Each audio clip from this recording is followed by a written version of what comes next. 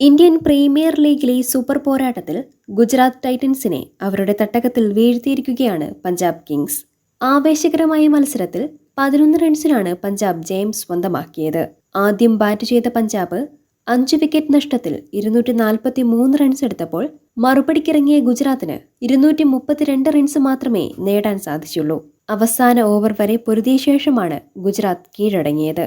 പഞ്ചാബിന്റെ വിജയത്തിൽ നായകൻ ശ്രേയസ് അയ്യരുടെ പ്രകടനം നിർണായകമായി. അർഷദീപ് സിംഗ് അവസാന ഓവറിൽ കിടിലൻ ബൌളിംഗ് പ്രകടനം കാഴ്ചവെച്ചതും മാർക്കോ യാൻസൺ ജോസ് ബട്ട്ലറെ പുറത്താക്കിയതും പഞ്ചാബിന്റെ ജയത്തിൽ നിർണായകമായി. എന്നാൽ പഞ്ചാബിനെ വിജയത്തിലേക്ക് എത്തിച്ചതിന് പിന്നിൽ ഏറ്റവും കയ്യടി ഇമ്പാക്ട് പ്ലെയറായെത്തിയ വിജയകുമാർ വൈശാഖാണ് അർഹിക്കുന്നത്. 244 എന്ന വിജയലക്ഷ്യം മുന്നിൽ കണ്ടുകൊണ്ടുള്ള ബാറ്റിംഗാണ് ഗുജറാത്ത് കാഴ്ചവെച്ചത്. അടിക്ക് തിരിച്ചടിയെന്ന നിലയിലാണ് ഗുജറാത്ത് ബാറ്റ്സ്മാൻമാർ കടന്നാക്രമിച്ചത്. 14 ഓവറിൽ 2 വിക്കറ്റിന് 169 എന്ന മികച്ച നിലയിലായിരുന്നു ഗുജറാത്ത്. 6 ഓവറിൽ 8 വിക്കറ്റ് ശേഷിക്കെ 75 റൺസായിരുന്നു ഗുജറാത്തിന് വേണ്ടിയിരുന്നത്. എത്തിപ്പിടിക്കാവുന്ന വിജയലക്ഷ്യമായിരുന്നു ഇത്.